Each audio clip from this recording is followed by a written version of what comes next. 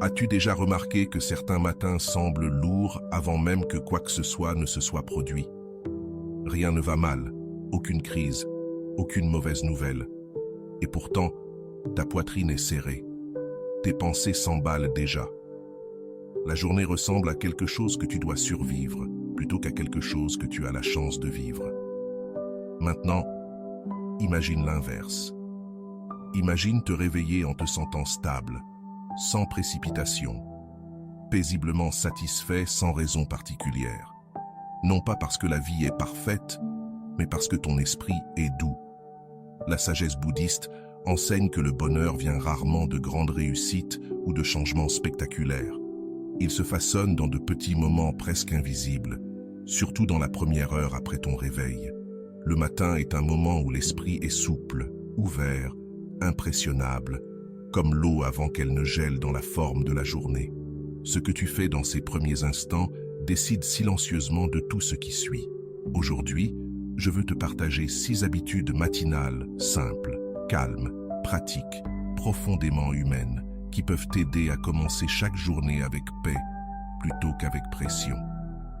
Écoute lentement. Laisse chaque habitude te rejoindre là où tu es et recommence demain matin. Habitude 1. Réveille-toi doucement, avant que le monde ne te touche. La manière dont tu te réveilles compte plus que tu ne le penses. La plupart des gens se réveillent comme s'ils étaient poursuivis. Une alarme sonne. Une main se tend brusquement. Le téléphone s'illumine. Les notifications affluent. Messages, nouvelles, échéances. En quelques secondes, l'esprit est aspiré par la comparaison, l'urgence et le bruit. Avant même que tes pieds ne touchent le sol, tu es déjà en retard. Si ce message résonne en toi, si tu sens que c'est exactement ce que tu avais besoin d'entendre aujourd'hui, abonne-toi et laisse un like, non pas seulement pour aider cette vidéo à toucher plus de monde, mais pour t'engager envers toi-même, pour reprendre le contrôle de ta vie. Le bouddhisme appellerait cela une souffrance inconsciente, non pas parce que quelque chose de terrible est arrivé, mais parce que la conscience a été remplacée par la réaction. Ta journée commence sur la défensive. Pourtant, il existe une autre manière. Demain matin, quand tu te réveilles, n'attrape rien. Ni ton téléphone, ni tes pensées, ni même tes plans. Reste simplement immobile, sans le poids de ton corps sur le lit. Remarque le silence de la pièce. Observe la sensation de l'air sur ta peau. Pendant quelques instants, autorise-toi à exister sans faire. Cet espace entre le sommeil et l'activité est incroyablement précieux. C'est l'un des rares moments où l'esprit n'a pas encore complètement construit ses inquiétudes. Il est souple, ouvert, presque enfantin. Si tu le traverses trop vite, tu perds quelque chose d'important. Mais si tu restes ne serait-ce qu'une minute, tu commences la journée comme un témoin, plutôt que comme un réacteur. Porte doucement ton attention sur ta respiration. Pas besoin de la changer. Observe-la simplement. La lente montée, la douce descente. Si des pensées apparaissent, et elles apparaîtront, laissez-les passer comme des sons lointains. Tu n'as pas besoin de les suivre maintenant. Il n'y a rien à résoudre, rien à réparer, rien à devenir. En cet instant, tu es simplement vivant, et cela suffit. Tu peux dire intérieurement, « Je suis ici. C'est un nouveau jour. Je vais avancer lentement. » Ces mots ne sont pas des affirmations. Ce sont des rappels. Quand tu te réveilles en douceur, ton système nerveux reste calme. Les hormones du stress ne montent pas immédiatement. Ton corps n'entre pas en mode lutte ou fuite. Tu commences à être ancré. Avec le temps, cela change tout. Tu réagis moins brusquement. Tu parles plus doucement. Tu te sens moins pressé, même les jours chargés, parce que la première sensation que tu as cultivée est la stabilité. Le bonheur ne se crée pas en ajoutant toujours plus à ta vie.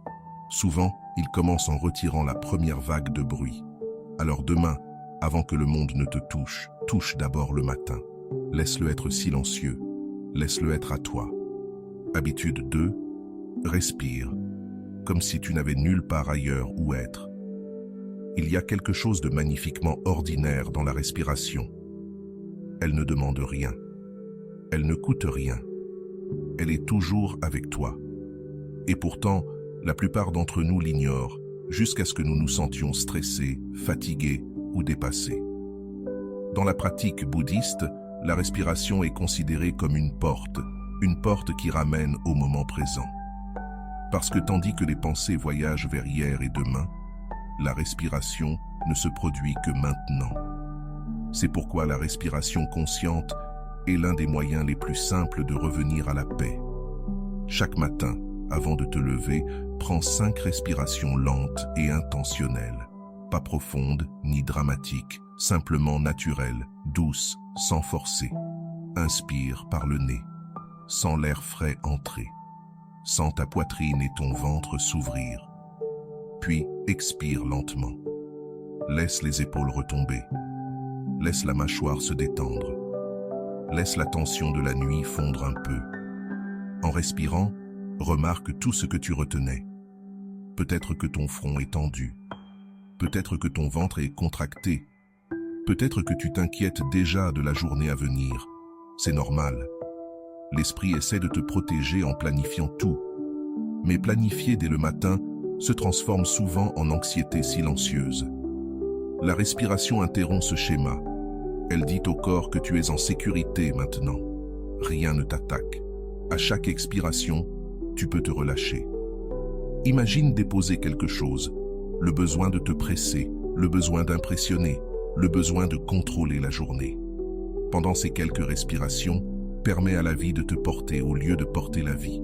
Tu remarqueras peut-être que des pensées t'emportent. C'est d'accord, ne les combats pas. Reviens simplement à la respiration, encore et encore. Ce retour doux est la pratique, pas la perfection. Le Bouddha enseignait que la simple attention à la respiration peut conduire à un profond calme et à une grande clarté, parce qu'elle entraîne l'esprit à rester ancré.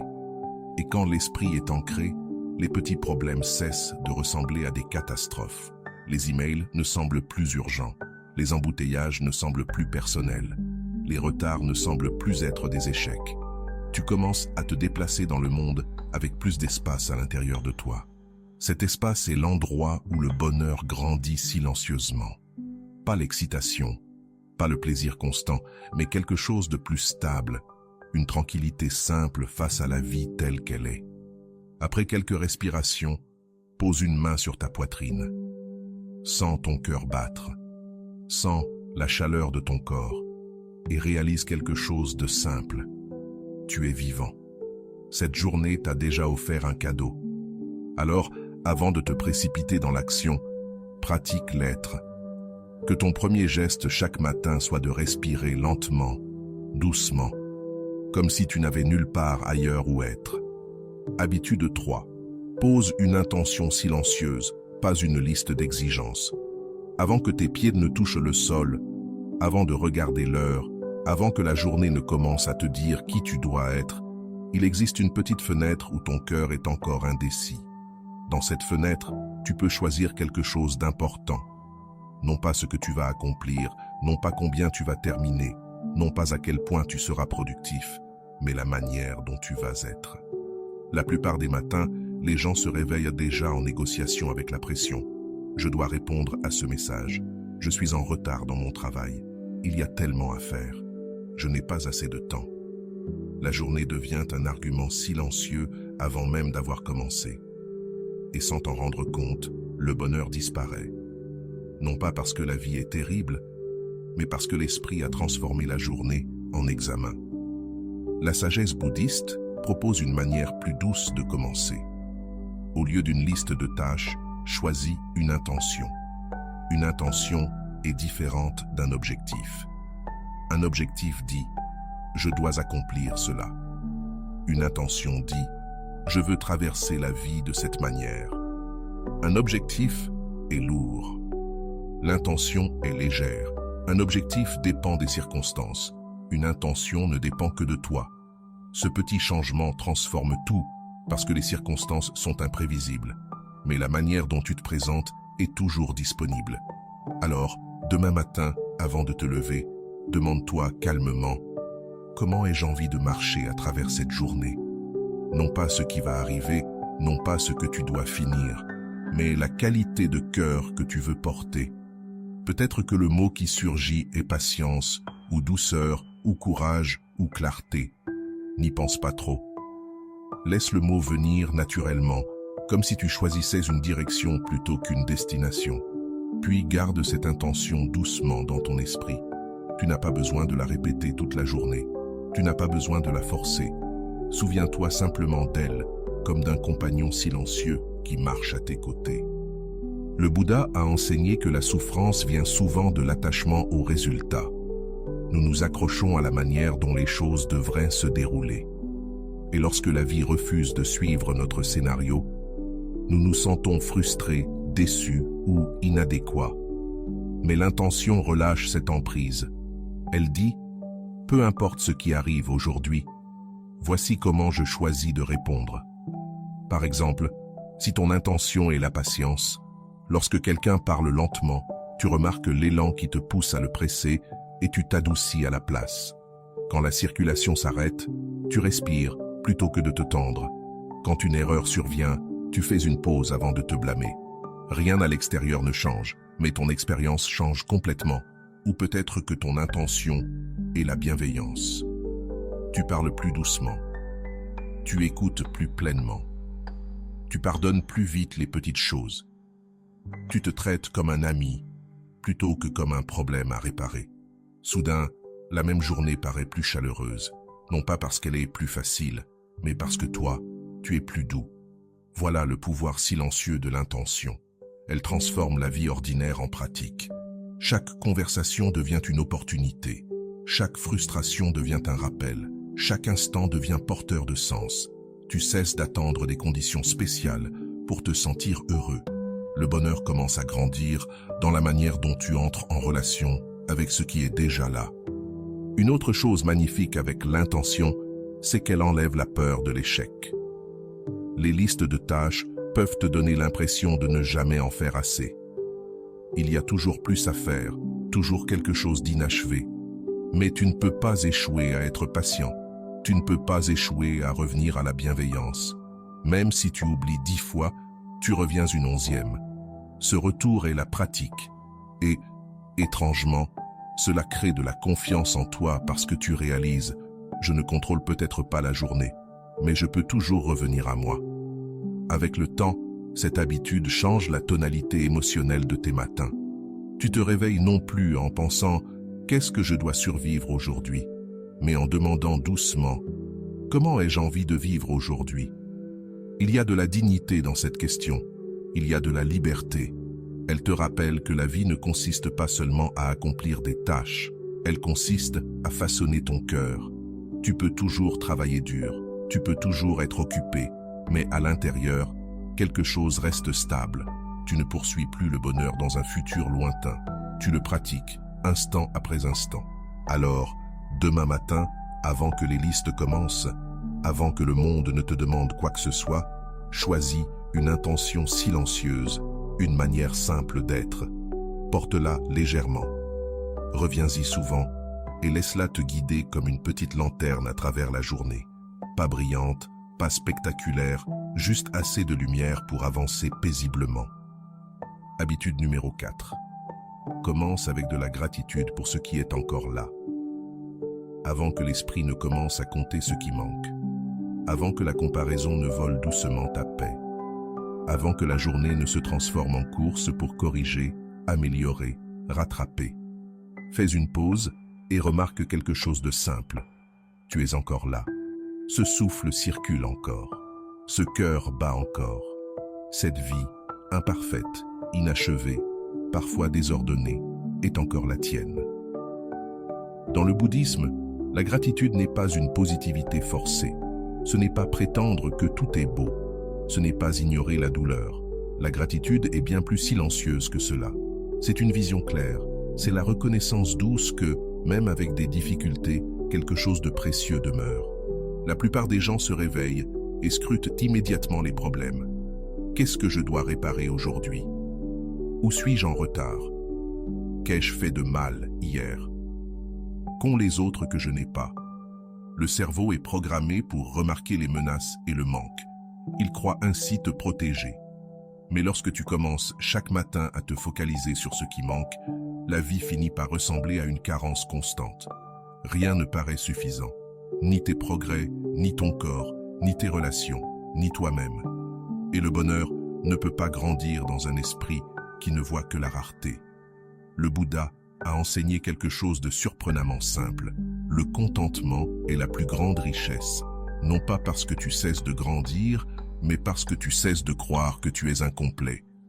La gratitude entraîne doucement l'esprit à voir la suffisance, à voir ce qui te soutient déjà, à voir ce qui ne s'est pas effondré. Chaque matin, avant de sortir du lit, prends un instant pour réfléchir à 3 petites choses qui sont encore là. Pas des accomplissements grandioses, pas des bénédictions spectaculaires, mais de simples vérités ordinaires. Peut-être, je me suis réveillé aujourd'hui. J'ai un endroit pour me reposer. Je peux respirer sans douleur. Quelqu'un dans ma vie tient à moi. La lumière du soleil entre par la fenêtre. Mon corps m'a porté hier. Des choses simples, presque banales, mais réelles. Tu n'as pas besoin de ressentir une émotion intense. Il ne s'agit pas de te forcer à te sentir reconnaissant. Il s'agit de remarquer. Juste remarquer la chaleur de ta couverture, le silence du matin, le fait que ton cœur a travaillé toute la nuit sans rien te demander. La vie te soutient silencieusement de milliers de façons que tu reconnais rarement. Quand tu commences à voir cela, quelque chose s'adoucit. La pression constante d'aller ailleurs se relâche. Tu cesses de traiter la vie comme un problème à résoudre. Tu commences à la traiter comme quelque chose dont il faut prendre soin. Essaie de poser une main sur ta poitrine et de dire silencieusement « Merci pour un nouveau jour. Merci pour ce souffle. Merci pour cette chance de recommencer. » Ces mots ne sont pour personne d'autre. Ils sont pour ton propre système nerveux. La gratitude signale la sécurité. Elle dit au corps « En cet instant, rien ne va mal. En cet instant, tu en as assez. » Et lorsque le corps se sent en sécurité, le bonheur apparaît naturellement. Pas l'excitation, pas l'euphorie, mais une stabilité tranquille, une sensation de « c'est d'accord ». C'est ce type de bonheur qui dure. Il y a une autre raison pour laquelle la gratitude du matin est puissante. Elle change la manière dont tu vois le reste de la journée. Quand tu pars du manque, tout ressemble à une lutte. Quand tu pars de l'appréciation, tout ressemble à un cadeau. Boire de l'eau devient rafraîchissant, non routinier. Marcher dehors devient ancrant, non ennuyeux. Une conversation devient significative, non un simple bruit. Tu commences à expérimenter la vie directement, au lieu de la traverser en courant et, lentement, presque invisiblement, la comparaison perd son emprise. Tu cesses de mesurer ta vie à celle des autres, parce que tu es trop occupé à remarquer la tienne. Le Bouddha parlait souvent de la telle qualité, ce miracle simple que les choses existent exactement comme elles sont. Un arbre est simplement un arbre. Le ciel est simplement le ciel. Cet instant est simplement cet instant. Rien de plus n'est requis pour le rendre digne. Lorsque tu pratiques la gratitude, tu commences à voir cette réalité partout. L'ordinaire devient suffisant. Et lorsque l'ordinaire est suffisante, le bonheur devient beaucoup plus facile à trouver. Bien sûr, certains matins seront lourds. Certains jours, tu te réveilleras fatigué, triste ou découragé. La gratitude ne signifie pas nier cela. Tu peux reconnaître la douleur. Tu peux dire « c'est difficile ». Mais même alors, tu peux ajouter doucement « et pourtant, je respire encore. Et pourtant, cet instant est là ». La gratitude et la difficulté peuvent coexister. L'une n'annule pas l'autre. En réalité, la gratitude rend souvent l'épreuve plus facile à porter parce que tu réalises que tout n'est pas perdu. Quelque chose ne s'effondre pas d'un seul coup. Quelque chose te tient encore. Quelque chose te soutient encore. Quelque chose va encore bien. Cette prise de conscience crée la résilience. Avec le temps, cette habitude reconfigure silencieusement ta perception. Tu commences à remarquer la beauté automatiquement. Le chant des oiseaux, la chaleur du thé, un message bienveillant. De petits détails que tu ignorais autrefois deviennent de minuscules sources de joie. La vie semble plus pleine, non pas parce que tu as ajouté davantage, mais parce que tu vois enfin ce qui était déjà là. Le bonheur, de cette manière, n'est pas quelque chose que tu poursuis, c'est quelque chose que tu découvres, comme une lumière qui a toujours été présente, cachée derrière les nuages de la distraction. Alors, demain matin, avant de prendre ton téléphone, avant de penser à ce qui te manque, avant d'entrer dans la course, fais une pause, regarde doucement ta vie et murmure merci pour ce qui est encore là. Laisse la gratitude devenir le premier langage de ta journée et observe à quel point ton cœur commence à se sentir plus léger. Habitude 5. Bouge ton corps lentement et reviens chez toi, en toi-même. Avant que l'esprit ne devienne agité, avant que le monde te demande de performer, il y a quelque chose de très simple que tu peux faire et qui change la tonalité émotionnelle de toute ta journée. Bouge, non pas pour brûler des calories, non pas pour sculpter ton corps, non pas pour devenir plus productif, mais pour revenir à toi-même. Dans la pratique bouddhiste, le corps n'est pas séparé de l'esprit. Ce ne sont pas deux choses différentes. Ils forment une seule expérience continue.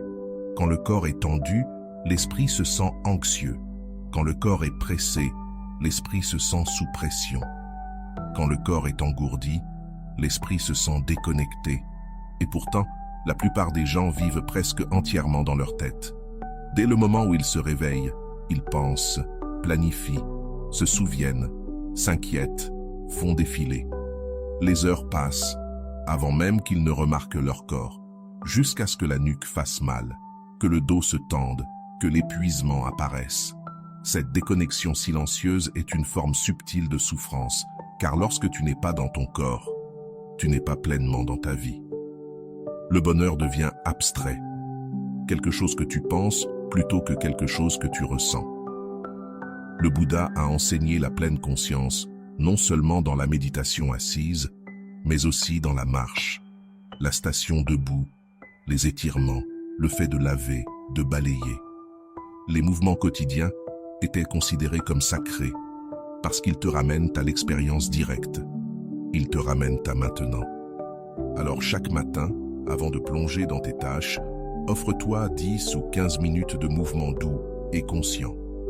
Pas intense, pas punitif, doux, bienveillant, presque assez lent pour sembler ennuyeux. Parce que la lenteur est ce qui permet à la conscience de revenir. Tu peux étirer tes bras au-dessus de ta tête et sentir l'allongement de ta colonne vertébrale. Roule tes épaules et remarque où tu retiens des tensions. Tourne lentement la nuque comme si tu saluais le jour avec tout ton corps ou sors pour une courte marche. Sens tes pieds toucher le sol. Talons, orteils, talons, orteils. Remarque l'air sur ton visage, les sons autour de toi, la lumière qui change dans le ciel. N'écoute rien, pas de podcast, pas de musique, juste le monde tel qu'il est. Laisse la marche être la marche, rien de plus. Au début, l'esprit peut résister. Il peut dire « c'est une perte de temps, je devrais faire quelque chose d'utile ». Mais ceci est utile, profondément utile, parce que c'est ici que ton système nerveux se réinitialise. Lorsque tu bouges lentement et intentionnellement, le corps reçoit un message puissant. Il n'y a pas d'urgence, tu es en sécurité, tu peux te détendre, les hormones du stress diminuent, la respiration s'approfondit naturellement, les pensées perdent leur tranchant et quelque chose de très subtil se produit. Tu commences à te sentir réel à nouveau, non pas comme un esprit traînant un corps derrière lui, mais comme un être humain entier. Ce sentiment d'incarnation est essentiel au bonheur, parce que la joie n'est pas une pensée, c'est une sensation, une chaleur dans la poitrine, une légèreté dans les membres, une aisance dans la respiration. Si tu es déconnecté de ton corps, tu ne peux pas pleinement ressentir ces choses. Tu peux atteindre le succès et te sentir pourtant étrangement vide. Le mouvement te reconnecte, il te rappelle « Je suis vivant, je suis ici ». Ce corps me porte à travers chaque instant de ma vie. Il y a aussi quelque chose de profondément compatissant dans le mouvement du matin. Au lieu de critiquer ton corps pour son apparence ou pour ce qu'il ne peut pas faire, tu commences à en prendre soin, à l'écouter. Certains matins, tu te sentiras énergique. D'autres matins, lourd et raide. Les deux sont acceptables. La pratique n'est pas de forcer. La pratique est de rencontrer ton corps là où il se trouve. Le Bouddha appelait cela la voie du milieu. Ni se pousser trop fort, ni se négliger. Juste un soin constant. Tu peux doucement te dire en t'étirant « Merci de m'avoir porté hier. Laisse-moi te traiter avec bienveillance aujourd'hui. » Ces petites attitudes comptent plus que n'importe quel programme d'entraînement, parce que la dureté crée de la résistance. La bienveillance crée la constance. Avec le temps, tu remarqueras que cette habitude ne change pas seulement ton corps, elle change ton humeur. Les émotions qui semblèrent bloquées commencent à se relâcher. L'anxiété s'adoucit. La tristesse paraît plus légère parce que les émotions ne sont pas seulement des pensées. Elles vivent dans les muscles, dans la respiration, dans la posture. Le mouvement leur permet de circuler au lieu de se figer. C'est comme ouvrir les fenêtres d'une pièce restée étouffante toute la nuit. L'air frais entre. Tout paraît plus clair. Tu peux aussi remarquer qu'après un mouvement conscient, les choses simples semblent meilleures. L'eau paraît plus fraîche. La nourriture semble plus nourrissante. Tes sens sont éveillés. Le monde semble plus vivant. Parce que tu n'es plus piégé dans le bruit mental. Tu es réellement ici, en train d'expérimenter ta vie directement. Et c'est dans cette expérience directe que le bonheur vit silencieusement. Pas dans les projets futurs, pas dans les réussites, mais dans la sensation de tes pieds sur le sol, l'étirement de tes bras, le rythme de tes pas. Des sensations ordinaires pleinement ressenties. Tu peux même réaliser quelque chose de surprenant. Tu n'as pas besoin de te réparer ce matin. Tu n'as pas besoin d'améliorer quoi que ce soit. Tu as seulement besoin d'être présent. Cette simple réalisation peut apporter une profonde paix, parce qu'une grande partie de la souffrance vient du fait d'essayer constamment de devenir quelqu'un d'autre. Le mouvement enseigne l'acceptation. Il dit « ce corps, tel qu'il est, suffit. Ce moment, tel qu'il est, suffit. » Alors demain matin, avant que le monde ne t'accélère, ralentis. Tiens-toi debout, étire-toi, marche, respire. Bouge comme quelqu'un qui n'a nulle part d'urgent où aller. Bouge comme quelqu'un qui prend soin de quelque chose de précieux, parce que c'est le cas. Tu prends soin du seul corps que tu auras jamais. Et lorsque le corps se sent en sécurité et soutenu, l'esprit suit. Le bonheur ne ressemble plus à quelque chose que tu dois poursuivre. Il ressemble à quelque chose qui t'attendait depuis toujours, ici même, dans l'acte simple de te mouvoir doucement à travers ta propre vie. Habitude 6. Assieds-toi en silence et souviens-toi de la bienveillance que tu veux apporter au monde. Avant que les conversations ne commencent, avant que les messages n'arrivent, avant d'entrer dans tes rôles et responsabilités, offre-toi un dernier cadeau chaque matin, le silence. Pas un silence vide, pas un silence solitaire, mais le genre de silence qui ressemble à l'aube, doux, spacieux, vivant. Dans le bouddhisme, le silence n'est pas l'absence de son, c'est l'absence de poursuite. C'est ce qui demeure lorsque tu cesses de courir vers la prochaine chose. Et dans cet espace paisible, quelque chose d'important te revient, toi-même. La plupart des gens se réveillent et deviennent immédiatement quelqu'un pour les autres. Un employé, un parent, un partenaire, un résolveur de problèmes, quelqu'un qui répond. En quelques minutes, leur attention appartient au monde. Mais très peu de personnes commencent la journée simplement en étant un être humain, en respirant, en s'asseyant, en existant sans performance, sans attente, sans avoir besoin de prouver quoi que ce soit. C'est pourquoi tant de gens se sentent étrangement fatigués avant même que la journée n'ait commencé, parce qu'ils n'arrivent jamais vraiment dans leur propre vie. Ils sont toujours déjà ailleurs. Le silence change cela. Chaque matin, après t'être réveillé doucement, après avoir respiré, après t'être étiré, assieds-toi quelque part confortablement, sur ton lit, sur une chaise, sur le sol. Garde le dos détendu mais droit. Pose tes mains doucement et ne fais rien.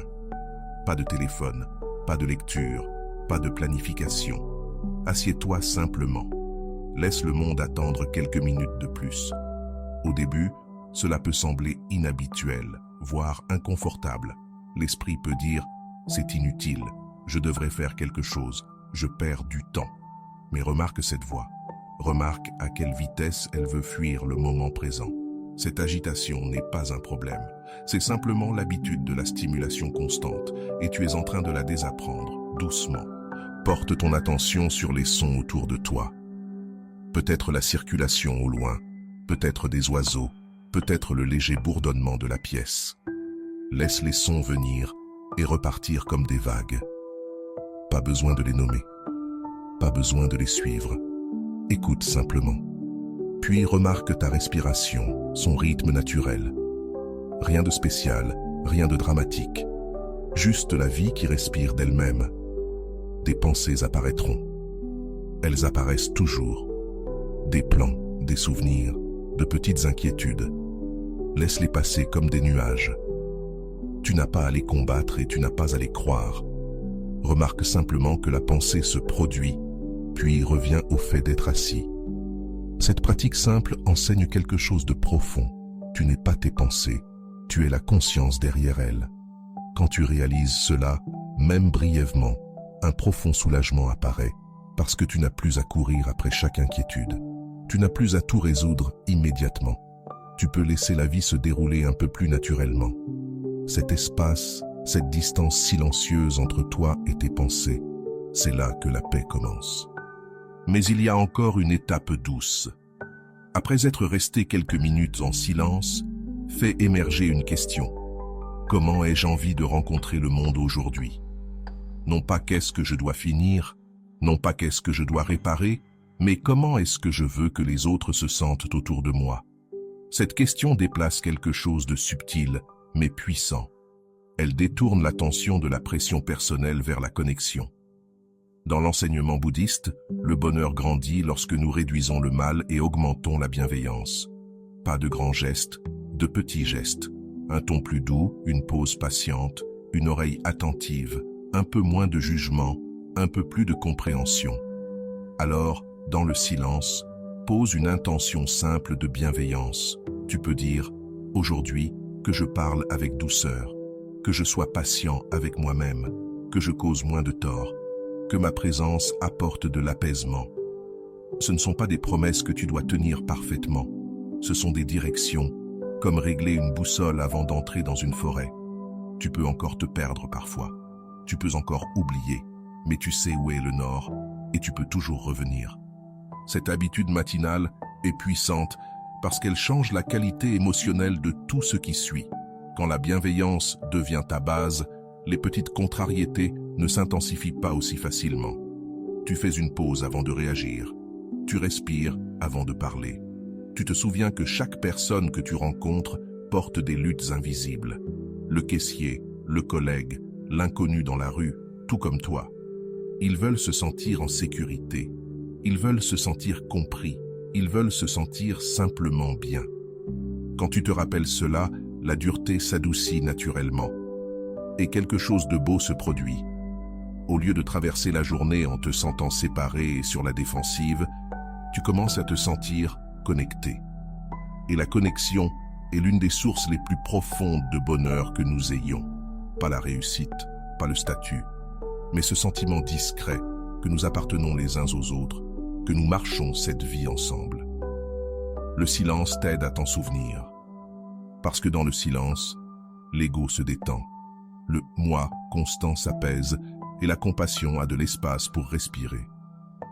Avec le temps, cette habitude devient un refuge. Même lors des journées chargées, tu portes en toi une trace de cette immobilité matinale, comme un lac calme dans ta poitrine.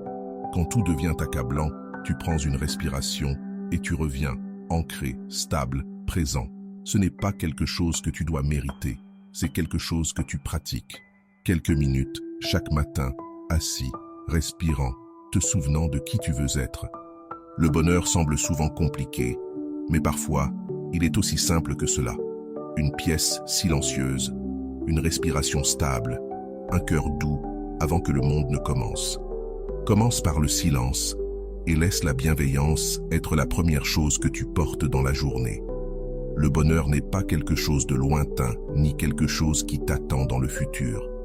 Il se façonne doucement chaque matin, dans la manière dont tu te réveilles, respire, bouge, remarque et prends soin de toi et des autres.